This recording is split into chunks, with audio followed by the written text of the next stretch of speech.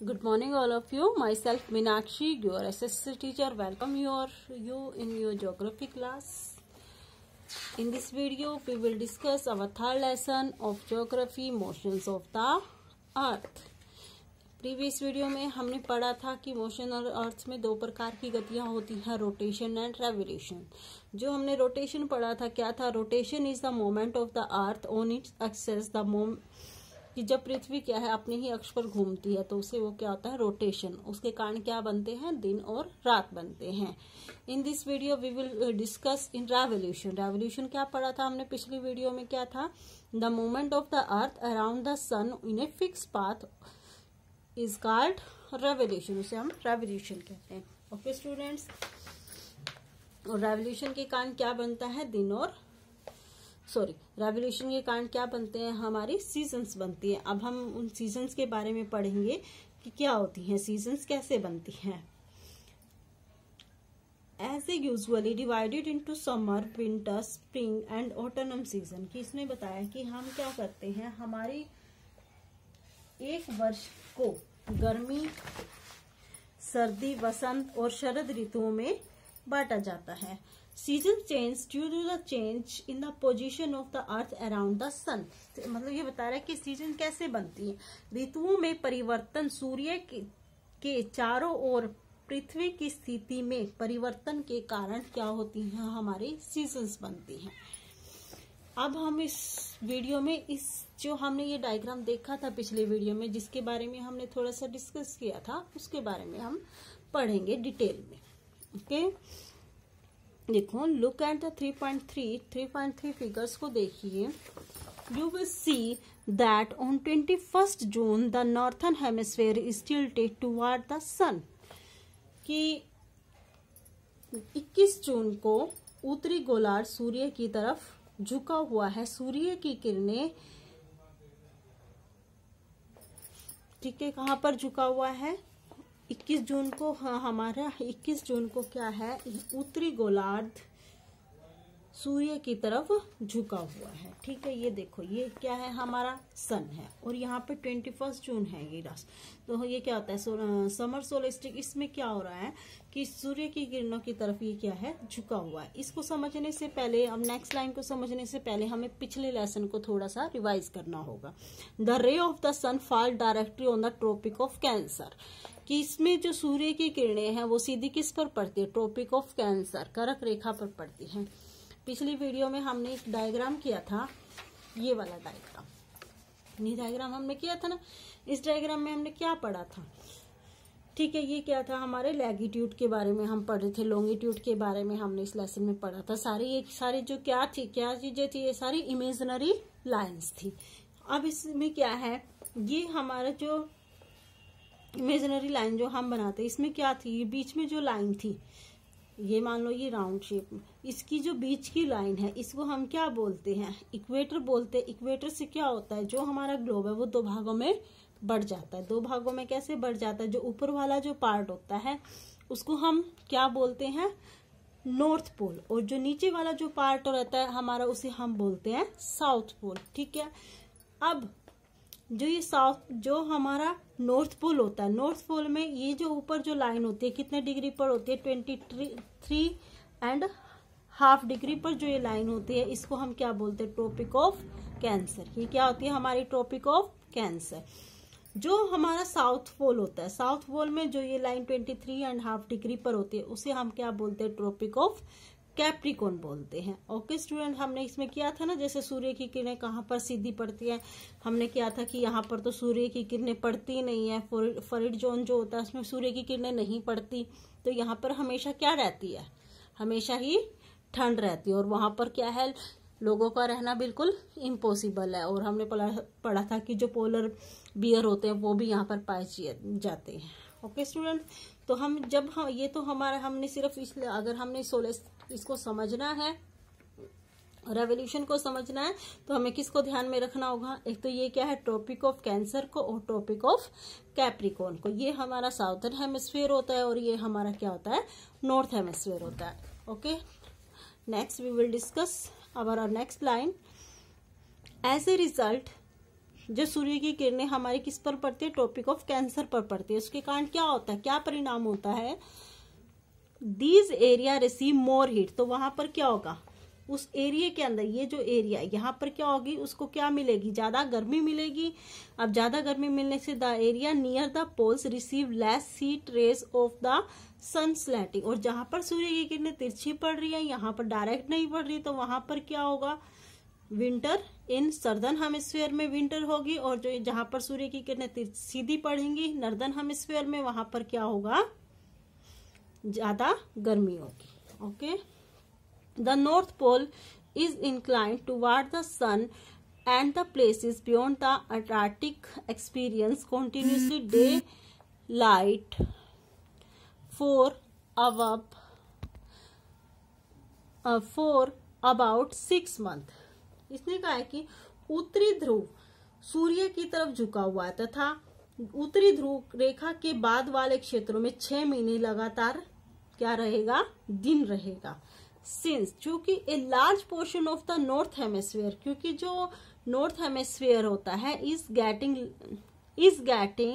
Heat light from sun, जो northern hemisphere है उसमें क्या है, सबसे ज्यादा क्या मिलेगी, उसको लाइट मिलेगी।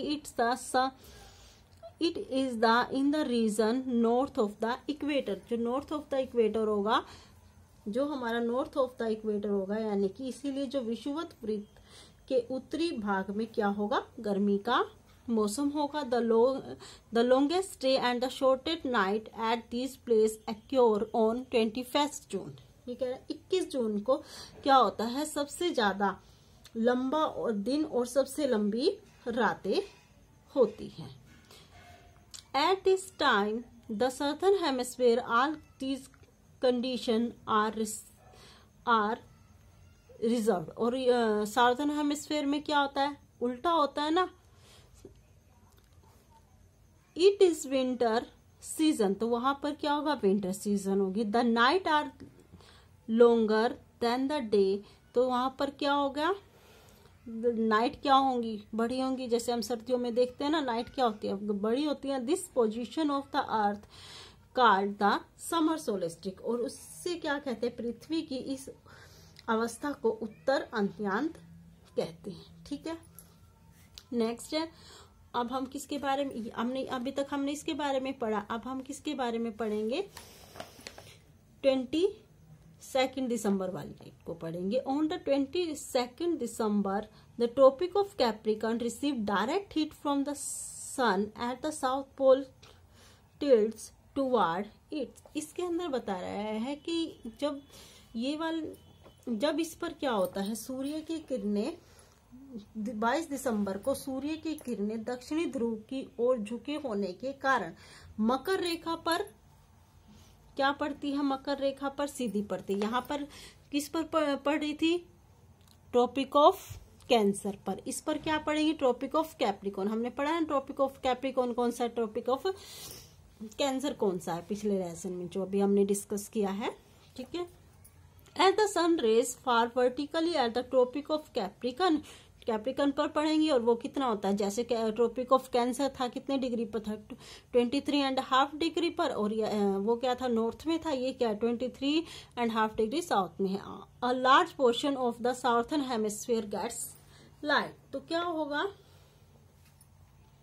इसमें झुके होने के कारण सूर्य की किरणें मकर रेखा पर क्या पड़ेंगी, लंबवत पड़ेंगी। Therefore it is summer in the southern hemisphere with longer day and the shorter night. इसने कहा है कि दक्षिणी गोलार्ध में लंबे दिन तथा छोटी रातों वाली ग्रीष्म ऋतु होगी। The reverse happen in the northern hemisphere, तो उसमें क्या होगा, नॉर्थर्न हेमिस्फीयर में क्या हो जाएगा, उल्टा हो जाएगा, और साउथर्न में सीधा। This position of the earth is called winter solstice, इसे हम क्या कहते हैं, विंटर सोलेस्टिक कहते हैं, दक्षिणी अंत्यांत कहते हैं। Do you know that Christmas celebrated in Australia in summer season. क्या होता है कि ऑस्ट्रेलिया के अंदर समर सीजन में ही वो क्या करते हैं, क्रिसमस को सेलिब्रेट करते हैं, क्योंकि वहां पे उस टाइम ठंड होती है। लेकिन हमारे यहाँ क्या होती है, 25 हम दिसंबर को क्या करते हैं, क्रिसमस सेलिब्रेट करते हैं, लेकिन वहां पर कब सेलिब्रेट किया जाता है, ऑस्ट्रेलिया के अंदर समर सीजन में, जब हमारे यहाँ समर होती है। On 21 March and 23 September 23 direct rays of the sun fall on the equator. ये कहता है कि 21 मार्च को और 23 सितंबर को जो सूर्य की किरणें हैं वो विषुवत पर क्या पड़ती हैं, बिल्कुल सीधी पड़ती है, सीधी पड़ रही है ना। तो इसमें क्या होता है, इस अवस्था में कोई भी ध्रुव सूर्य की ओर झुका हुआ नहीं होता। At this position neither of the pole tilted toward the sun. इस पोजीशन में क्या होता है, कोई भी पार्ट हमारा क्या है सूर्य का वो विषुवत पर झुका हुआ नहीं होता। इसीलिए क्या होते हैं, इस टाइम में क्या होता है, हमारा जो दिन और रात है वो क्या होती है, बराबर होती है।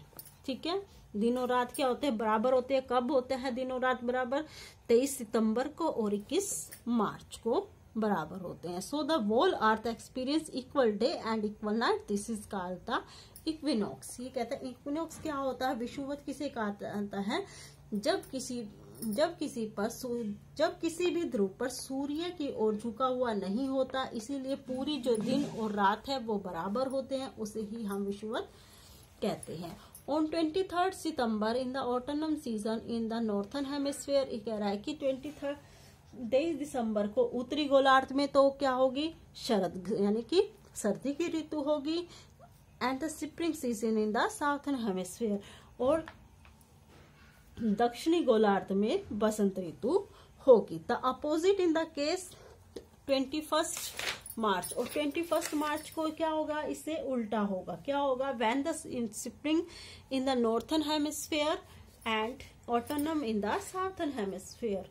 21 मार्च को स्थिति में इसके विपरीत होती है, जब उत्तरी गोलार्ध में बसंत ऋतु तथा दक्षिणी गोलार्ध में शरद ऋतु होती है। Thus you find that there are days and nights and changes in the season because of the rotation। हमने इसमें क्या पढ़ा है कि and revolution of the earth respectively। इसी प्रकार से स्पष्ट होता है कि पृथ्वी के घूर्णन एवं परिक्रमण के कारण दिन तथा रात और हमारी सीजन बनती है। Okay students, bye, we will meet in next video of geography. आपके लिए वर्क क्या है, आप क्या काम करोगे, आपको क्या करना है, इस लेसन के क्वेश्चन आंसर जो होंगे वेरी शॉर्ट क्वेश्चन आंसर, उसको आपने छांटना है। और कम से कम 10 क्वेश्चन मैंने पहले दिए थे, 10 क्वेश्चन आपको आगे के लिए कहने, कम से कम 20 क्वेश्चन आपने अपनी कॉपी के अंदर राइट डाउन करने हैं और उनको मेरे व्हाट्सएप पर सेंड करना। ये आपका होमवर्क है। Okay student, bye.